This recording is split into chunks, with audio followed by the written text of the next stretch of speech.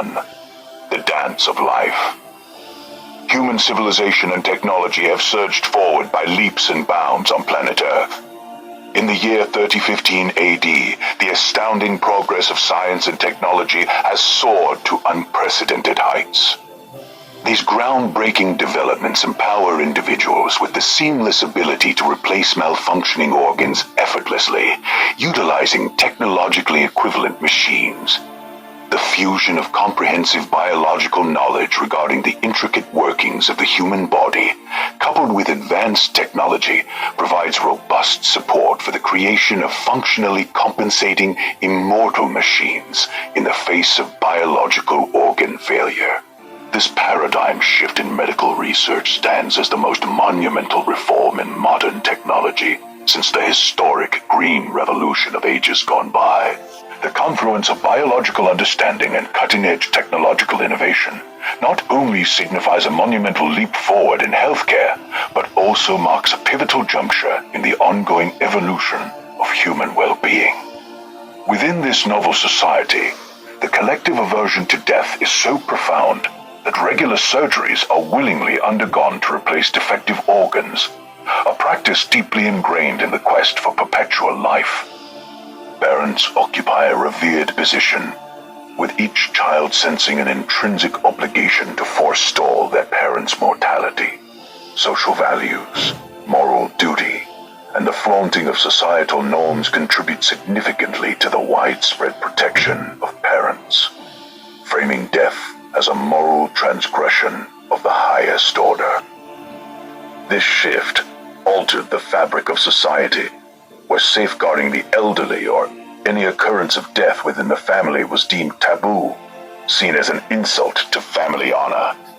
Yet, the most pivotal determinant remains the profound love for blood relations, compelling individuals to sell their ancestral properties. This sacrificial act, driven by an unwavering commitment to the survival of family and kin, stands as the most decisive factor. In the realm of science, this intricate dance with mortality translates into an altruistic imperative, an unwavering call to shield one's own kin, ensuring the perpetuation of one's own unique gene pool. Sand Sorcerer, an old and weak person, was lying on his deathbed. His voice was feeble and lethargic. Sand Sorcerer's facial features, such as his unaligned big eyes and multilobular ears, often evoke feelings of nausea in casual onlookers. These features have given him a repulsive personality, and now the misery associated with his terminal illness has intensified his shabby appearance. By looking at him, it seems as though Sand Sorcerer is engulfed in torrents of pain and agony. Additionally, there's a profound inner pain as he realizes that his lifelong dreams and desires have gone unfulfilled. He desperately wants to stick to the flame of life that once embodied his being with full vigor and vitality. Muzzy but cheerful memories of his life vibrated through his weak body, as if desiring to be displayed, lived, and experienced once again. Murmuring softly, like an unresolved whisper, he expressed, "My fading life and frail body cannot bid farewell to the vitality it holds. My energy is low, and my strength wanes." His sunken eyes were drenched with emotional tears, and his body trembled with a dreadful fear of death. He sighed. Even poorly visible inanimate objects seemed to radiate only hopelessness. Sand Sorcerer's son Amphitryon was sitting beside him on his deathbed, completely dejected, depressed, and cheerless. Son wishfully wants not to lose his father, as in a tragic accident he had already lost his mother. Flashes of memories appeared before Amphitryon about how he lost his mother. An older metal person with lightning speed on a supercar Colroyd from the rear side of her car.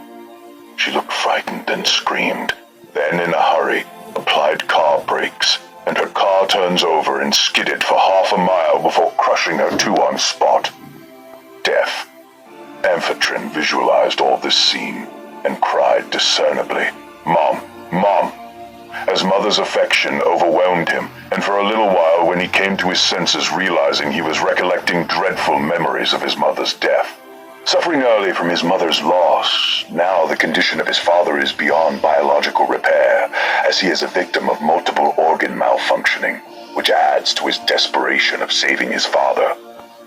There is a hope of his survival, but the financial conditions of their family are weak. How could he bear the cost of expensive machines to revitalize his father's weathering body? However, there was a heartening inclination. Formerly experienced feelings have bred, procreated, and multiplied in his mind. So obviously, how could he let his father die, who was right through his childhood, a close friend, a guide, a teacher, and best companion? The Sand Sorcerer also possesses immense resonating feelings and sentiments for his son. He wants to see him successful, married, and accomplished in life. His son's pointed face, curly hair, and big eyes, reminiscent of his own, evoke a myriad of both known and unknown, expressible and inexpressible sentiments within him. All of these emotions have a calming effect on his contemporarily fragile and distressed nerves. Why wouldn't such emotions spring forth, given that the two share a genealogical blood relationship? Sand Sorcerer, Amphitryon, my son. I can feel the weight of time on my shoulders. I wish I could live to see you achieve all your dreams. Amphitryon, Dad, we'll get through this. I'll do whatever it takes to save you. You mean everything to me. Amphitryon, on the phone. I need your help. Dad's organs are failing and we can't afford the treatment. Anything you can contribute will make a difference. Friend, don't worry, Amphitryon. We're here for you. I'll gather some funds and spread the word. Amphitryon approached his friends and even distant family relations, gathering all available resources and burdening himself with borrowed money, committing to repay it on time. He took his father to the hospital where a team of competent doctors and nurses took care of Sand Sorcerer in the operating theater. Outside the operating theater, Amphitryon appears worried, his fist clenched, his heart and mind racing with both blood and thoughts. All of this intensifies the curiosity within him, and he fervently wishes, with folded hands, for his father's operation to be successful as his life hangs in the balance. Outside the operation theater, Amphitryon whispered to himself, "Come on, Dad. You've got this. The doctors are the best. You'll be back on your feet soon." There is a tale behind how Sand Sorcerer acquired its name. The name was bestowed upon Sand Sorcerer due to its peculiar, unmatched, and unparalleled characteristic. When Sand Sorcerer was a baby, every night, as the sun took its rest in the sky's lap, warts resembling red sand would manifest on the baby's face. During the hushed hours of the night, the sands, akin to red-hued warts, would materialize on Sand Sorcerer's baby face, invoking a sense of eerie surprise to anyone beholding the spectacle. The touch of these sand particles gliding silently under his tender skin would send shivers through the onlookers, creating an otherworldly sensation of both wonder and trepidation. It resembles meaty sand slithering through the skin as if worms are burrowing into the flesh. As dawn approached, the sand would vanish, and an unusually bright, alternating sunburn-like glow would emerge on the baby's face. It seemed as though an unquiet sandstorm dwelled beneath his skin, and this peculiar phenomenon persisted throughout his life. Observing this peculiar phenomenon, the baby's father, Jumble Dumble, brimming with joy, christened him with happiness, declaring, "Here is my Sand Sorcerer, my son and my lottery." The name was retained ever since. In a world where sand held a value akin to money, the Jumble Dumble interpreted it as a sign of his baby's greatness.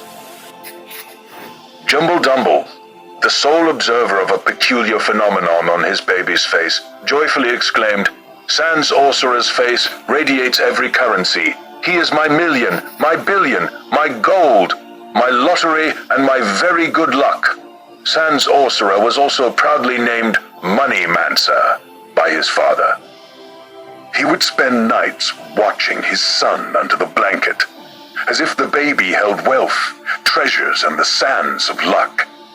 Later in life, people would taunt Sand Sorcerer by giving him the nickname Lottery, as it seemed to be the sole inheritance he received from his father. On the other hand, Sand Sorcerer's mother dismissed her husband's excitement, saying, "My husband has gone nuts. It's just warts on my poor baby's face." Every night, as Sand Sorcerer's mother held and cradled the baby, a humming sound emanated as if sand was swirling throughout his body. Concerned, she would cry and place damp cloths over his forehead, thinking it was a fever. Mother, holding the baby, tears welling in her eyes. "What's that humming sound, my dear? Are you feeling unwell?" Sand Sorcerer's mother, voice trembling, placing damp cloths over the baby's forehead. "It's like sand swirling inside him. Is he feverish? Oh, my poor child. What's happening to you?" However, beneath the baby's skin, there was a hint of inner turmoil, an unsettled roar that added to the mystery of his peculiar condition. Although Sand Sorcerer's face radiated during the day, no matter how brilliant it was, it seemed artificial and unappealing to onlookers. Jumble Dumble was obsessed with Sand Sorcerer's success, so time and time again he would take him to the palmist to unfold his luck. He would look and map his baby's hand marks, observe any daily changes, if any, and chart the curves of his hand and forehead. "Jumble Dumble Sand Sorcerer, my boy, your success is written in the stars. Let's visit the palmist once more to unravel the threads of your luck." "Sand Sorcerer, Dad, do we have to go again? I'm just a regular guy." "Jumble Dumble, nonsense. You're no regular guy. Look at your hands. They hold the key to your destiny. The palmist will reveal the treasures written in the lines." At the palmist, with a long beard and mustaches, speaks in a heavy voice. "Welcome, Jumble Dumble and Sand Sorcerer. Let me see those little hands, young one." Whether the palmist was foretelling their names, or if they had visited enough times for him to remember their names, could not be ascertained. Jumble Dumble, with curious eyes, asks, "Anything special, wise one?" Palmist, "Oh, lucky you. Your son carries the sands of luck. His success would be extraordinary."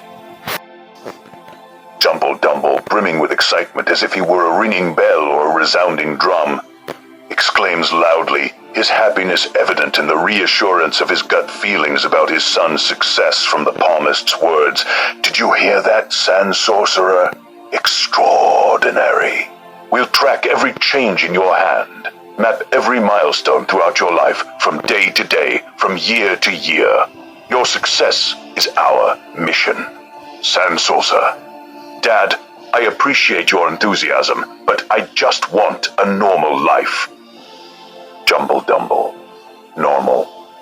Sand Sorcerer, "You're destined for greatness. We'll chart the curves of your hand and forehead, observe every change. Your success is my obsession, my boy.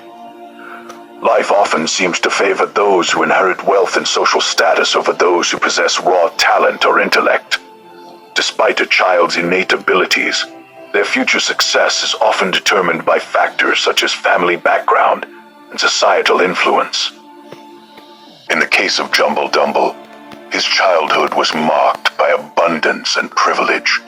As a child, he excelled in games and play, amassing a wealth of toys and trinkets that symbolized his prosperity. However, the unfairness of life became apparent as Jumble Dumble transitioned into adulthood. Despite his early accumulation of children's bank wealth, he found himself bereft of any familial inheritance upon reaching maturity. Struggling to make ends meet, he faced the harsh reality of financial instability. Perhaps these experiences left a lasting impact on Jumble Dumble's psyche, fueling his aspirations for his son, Sand Sorcerer, to fulfill the wealth and prosperity that eluded him. Days passed into the common pool of mundane life, and nothing extraordinary happened. They remained poor, yet Jumbo-Dumbo's excitement never waned. Even on his deathbed, where most people ponder the afterlife, he would cry out, "My son, my money, my wealth."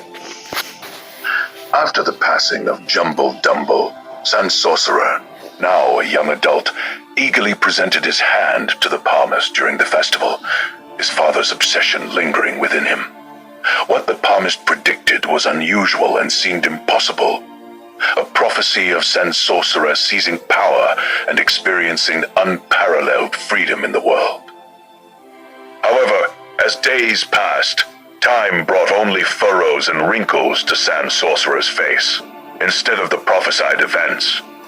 Now, with Father Jumbo-Dumbo long gone and Sand Sorcerer himself on his deathbed, the unimaginably dreadful life he has lived stands in stark contrast to the greatness foretold.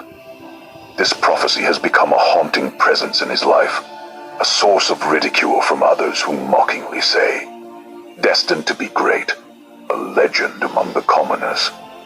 It has been a constant source of pain for Sand Sorcerer, akin to an invisible nail penetrating his very being. As he strives to grow, the nail bruises him, causing him to bleed and feel the piercing pain of unfulfilled destiny.